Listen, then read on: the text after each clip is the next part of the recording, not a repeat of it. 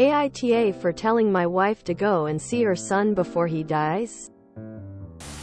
I am not OOP. OOP is U, elevation main, and U, elevation main 0. Originally posted to our AITAH. AITA for telling my wife to go and see her son before he dies? Trigger warnings. Death of offspring. Drug use. Emotional abuse. Emotional manipulation. Physical violence. Slurs. Cancer. Assault. Possible child abuse. Possible infidelity. Less than. And NBSP. Posted to U, elevation main. Original post recovered with RedditorUpdates October 10, 2023. My wife Sarah, 39F, has a son Vicky, 20 meters, from her previous marriage. Because of the way my wife and I got together, there was a lot of strife in her divorce from her ex. There was a lot of tumult in Vicky's life and he was only 8 at the time. For a few years, my wife tried her best and tried everything to help him, but it was like the more she tried, the further away he got. It came to a head when he was 12 and she caught him trying to smoke and then he almost broke her jaw when she stopped him. After that, she stopped trying to force the custody and just let him stay with his dad. When he was 14 and we had our son, she sent him a message that his brother was born and that even if he doesn't want to be around her, it doesn't mean he can't love his brother. He just responded back with, "Go yourself." She tried the same thing 3 years later when our daughter was born but got no response this time. Well, 2 days ago she got a call from her ex and he was crying and apparently Vicky is dying. He has cancer and they found it very late and he's optimistically only got a month left and he's been begging to see her. So, I've told my wife to go and spend the month with him. She can work online from a month or take a leave or just quit if they don't understand. However, she's refused and she's used everything from work to needing to take care of our kids to even, what if it's just a trick to hurt me more, as excuses to not go. At the same time, she keeps crying, muttering about thinking she had more time, ignoring our kids, looking at old photo albums of her and Vicky.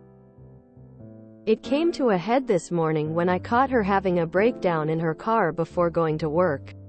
I begged her to reconsider when I saw and she called me a inghole for trying to push her into going. I know he's not my son and that I have no right over him, but not going is tearing Sarah apart. So AITAH? Edit. To everyone confused. When our kids were born are not the only 2 times that my wife tried to reach out and ask if he was ready to see her. It's just when our son was born was the only time that he responded. She tried up until his graduation when even his father tried to get him to invite her. She sent him money, presents and everything for his birthdays. And as for when he struck her when he was 12, he did so with a hockey stick and then kicked her when she fell. She forgave him for that because she knew what he was going through and he's her child, but she decided to stop seeing him then because she didn't want her presence in his life to make him more violent. What if he hit another kid? Like that was her thought. And to everyone saying therapy. Yes, she took him to therapy. She tried so much but he was non-responsive then. Relevant comment. Spirited Block 250. I presume she cheated on her husband with you and that's why the son wants nothing to do with her.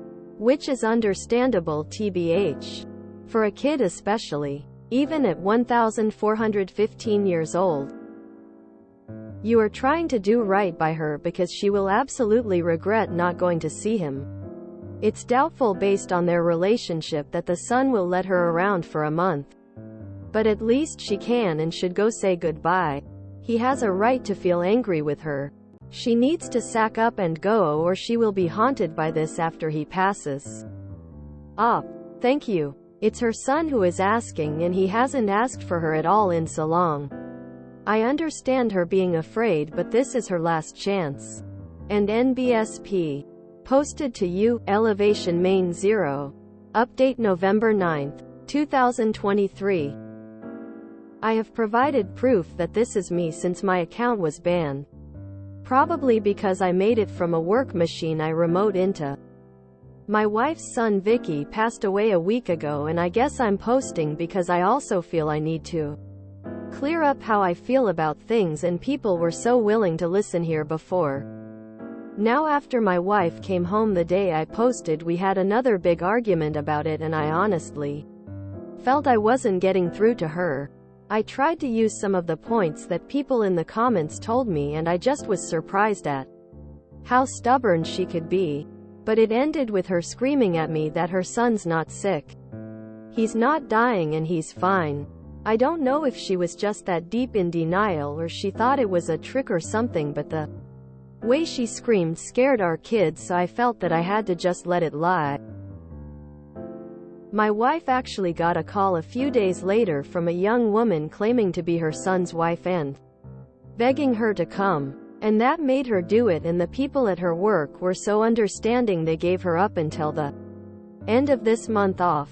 My relatives came over to help me with the kids since she made it clear that she had to do this by herself. She took a flight out to where her son's family was staying, got a hotel and went to see him. She hasn't really told me everything in detail given that she only got home 2 days ago, but pretty much, according to her ex, their son started acting odd about the time he graduated high school. They didn't think anything of it then because he was acting way more mature. They got him married in India about half a year ago with no objections, and she said her ex was blaming himself for not having realized that he changed because he was sick. She told Met Hay got him married because his wife is the only child of a family with a lot of land. What's really made her cry over and over again is that nobody even told her that her son was getting married. She keeps telling me that she would have known he was sick. She would have been able to save him. That she should have been there. Honestly, she's right to blame her ex because her own relatives don't talk to her. She doesn't use Facebook, and she had a right to know. As for her daughter-in-law, my wife has done nothing but sing her praises. She's studying engineering at the University of Alberta, and she is currently pregnant, and that's honestly giving my wife a bit of hope. She's said that a piece of her son is still there, and I honestly don't know how she would have been if she wasn't. I know how hard it must be for my wife's daughter-in-law, but I am glad that they can be there for each other. As for my wife's son, my wife really hasn't shared that much with me. She's just said that he was sad. He kept on apologizing for he wasn't forgetting things, and that the way he was made her feel like her son was already gone before she made it there. She did tell me that he passed away in her arms while she was praying, so I really hope that means that they were able to reconnect. I don't expect her to share this with me, but I guess that's where my frustration comes from. I've always wanted my wife to have everything she wants, and I know in her heart there's nothing. She's wanted more than her son back because he was her heart, and now she can't have that. And it's not like an estranged parent or sibling dying because he was her son and she made him. She literally made him, and I see her crying that it should have been her, and it honestly makes me angry. All I can do is be there for her, but I feel like I shouldn't have to be because her son shouldn't have had to die so young and so cruelly. So, thanks for listening to my rant. I might come here again if I need to rant.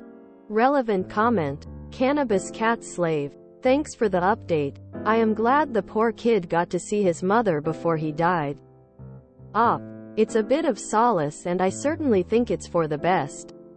And NBSP. This is a repost sub IAM not OOP. I'm a bit worried that they just directly say pregnant woman in engineering at U of A. That's my school, and there aren't really that many engineers, let alone pregnant ones. I just go and ask the right person and I could dox that poor lady. I am getting the strong vibe that Oop's wife's marriage wasn't exactly a result of love and more, hey, your family has land. Want a wife? Quote. I am always opposed to cheating. Only implied. But a reasonable assumption here. Boot, why am I getting the vibe that OOP's wife was similarly traded for marriage whilst incredibly young? She had her son at 19. Yo. That's super young to be married with a child. If the family she left felt comfortable marrying off her son just because his wife had land, what did they make her do 20 years earlier? It puts cheating in a different light. It's not excusable, but far more understandable. And where did a 12-year-old learn to react with violence towards his mother like that? That's not a standard reaction. It's normally because they've witnessed someone react like that and are copying what they've seen. Not necessarily from their father, but in their community as a whole. The whole thing is just very, very sad. At least the son got his wish to see his mother before he died. Hopefully it gave him some peace. I read the first post. I'm glad she got to see her son. What a sad story. The fact that her family is Indian filled in a lot of blanks for me. I regret to say. You'd think a boy of 12 hating his mother so much that he'd beat her with a hockey stick is insane. I can tell you many Desi boys respect their mothers so little they wouldn't think twice of cursing her or even threatening violence. And those are mothers that are quiet and obedient and already browbeaten. Forget the women that are unfaithful and divorce. The wife in the story isn't perfect. But I feel so bad for her and I'm happy she has a husband that loves her so much. Oop seems like a genuinely good guy. Sucks that he's watching his wife go through this. While cheating is bad, the son's marriage makes me think maybe wife's first marriage was also arranged. And she cheated because she fell in love. Just a sad story all around. Redditors getting mad at something that even hints at cheating. Even though by all accounts it looks like the first marriage was an arranged one that was toxic to an awful person. They got him married. It really sounds like they are one of those rather close, extremely religious communities that cut all ties with anybody trying to get out. Not to mention damn them to the 7 hells and use them as cautionary tales. That's when they don't try to completely erase their existence from memory. That would explain why the son was so violently against his mother. Kid very likely spent most of his time with the father, starting when he was 8 years old. And the father and whoever they are really turned him against his mother. As soon as I read India, the entire story fell into place. I'm Bangla and while my parents didn't divorce, Sarah's story is probably a lot like my parents'.